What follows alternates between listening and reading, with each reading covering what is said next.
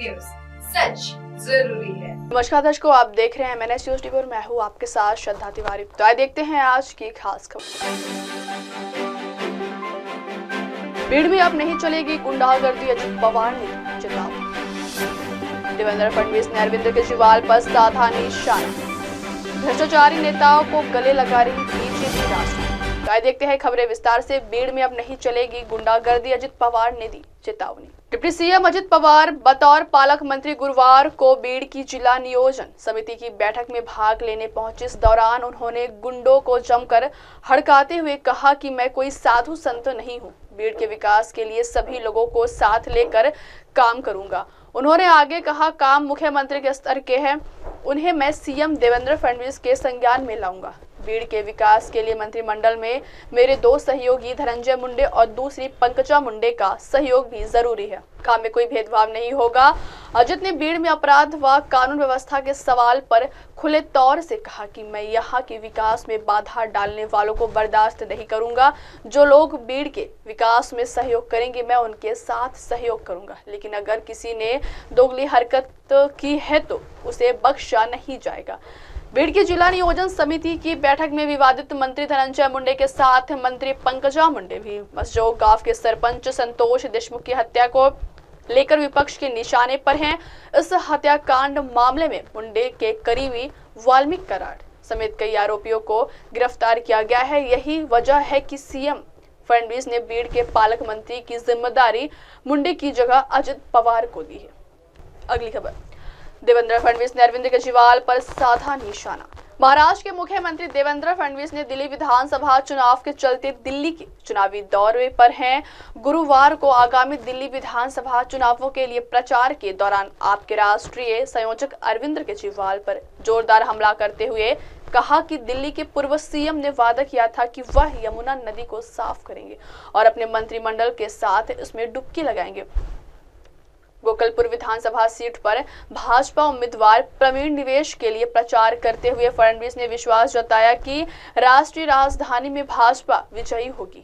फडणवीस ने यहां संवाददाताओं से कहा, दिल्ली ने अपना मन बना लिया है, दिल्ली के लोग भाजपा के साथ जाने वाले हैं। दिल्ली की महिलाएं दिल्ली में बदलाव लाने जा रही हैं। दिल्ली की बहनों ने नकली केजरीवाल सरकार को घर में बंद करने और भाजपा सरकार लाने का फैसला किया है।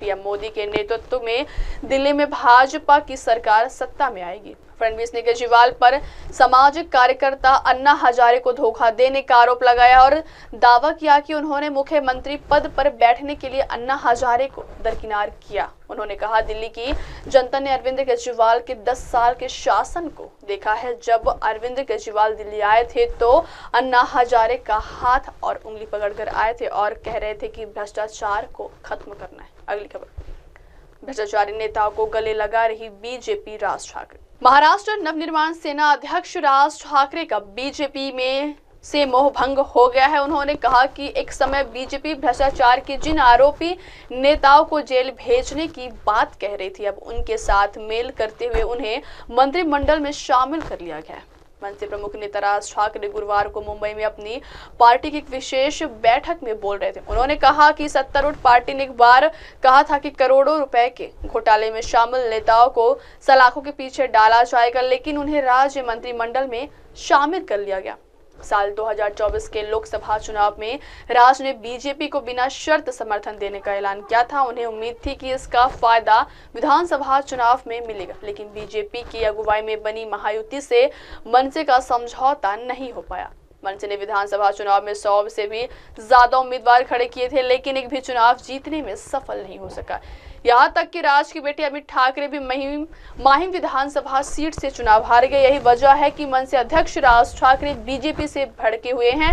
राज ठाकरे ने महाराष्ट्र विधानसभा चुनाव के नतीजों पर भी संदेह जताया और पूछा कि कैसे अजित पवार के नेतृत्व वाली रकांपा ने लोस चुनाव में केवल एक सीट जीतने के लिए कुछ महीने बाद ही 42 विधानसभा सीटों पर जीत हासिल कर ली। उन्होंने कहा कि पीएम मोदी ने कहा था कि 70,000 करोड़ रुपए के घोटाले में शामिल लोगों को सलाखों के पीछे डाला जाएगा, लेकिन उन्हें मंत्रिमंडल में शामिल कर लिया। अब वक्त हो चला दर्शकों ब्रेक का। ब्रेक से लौटने के बाद देखिएगा देश और दुनिया की तमाम बड़ी खबरें। बने रहिए MNS न्यूज टीवी पर। नमस्कार। मैं हूं Abhishek Bachchan. Keep watching MNS news. आप देख रहे रहे हैं एमएनएस न्यूज, सच जरूरी है।